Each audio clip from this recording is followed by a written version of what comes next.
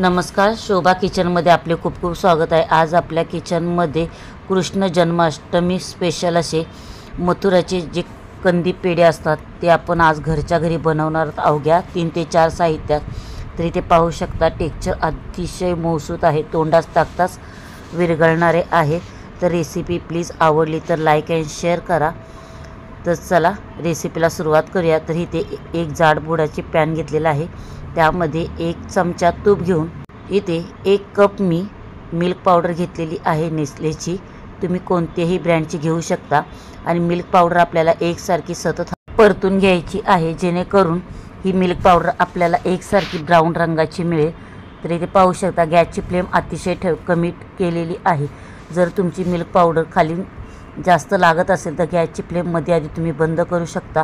पण ही milk powder छान आपल्याला चॉकलेटी रंगावर भाजून घ्यायची आहे, करपट अजिबात करू नये। तर इथे पाहू शकता एकसारखी आपल्याला ही मिल्क पावडर परतत राहायची आहे। हळूहळू हिचा रंग बदलत जातो, तर ह्यासाठी खूप पेशन्स लागतात। पण इथे गॅसची फ्लेम अतिशय लो ठेवायची आहे, अजिबात मध्यमाच ठेवू नका।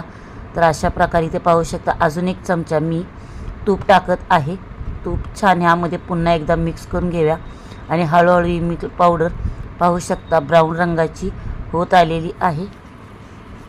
छान ब्राऊन रंगावर आपली मिल्क पावडर भाजून झाल्यानंतर इथे मी अर्धा कप दूध घेतलेले आहे आणि दूध यामध्ये थोडे थोडे करून आपल्याला एकसारखे मिक्स करून घ्यायचे, अजिबात गाठी होता कामा नये। तर इथे पाहू शकता थोडे थोडे करून मी दूध मिक्स करून घेते आणि सतत आपल्याला दाबून ह्या चमच्याच्या साहाय्याने गाठी फोडून घ्यायच्या आहेत। सहजासहजी गाठी होत नाहीत आणि जर झाल्यास तरी घाबरू नये।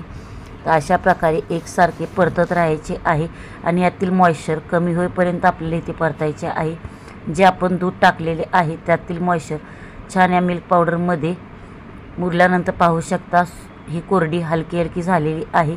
तर हे पॅन बाजूला घेऊन आपल्याला हे मिश्रण पूर्णपणे थंड करून घ्यायचे आहे आणि थंड झाल्यानंतर पुन्हा एकदा जर यातील काही गाठी असतील तर चमच्याच्या साहाय्याने किंवा हाताच्या साहाय्याने त्या मोकळ्या करून घेणे।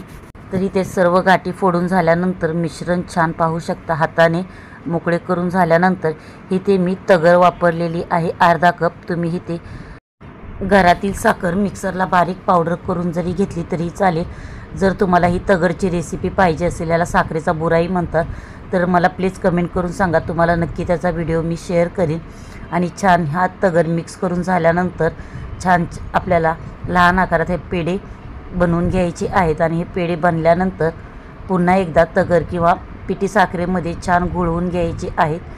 वरील कोटिंग छान लागते। तर अशा प्रकारे आपले हे मथुराचे तोंडास टाकताच विरघळणारे पेढे तयार आहेत। तर हे पेढे तुम्ही कृष्ण जन्माष्टमीला किंवा कोणत्याही सणासुदीला झटपट असे बनवू शकता।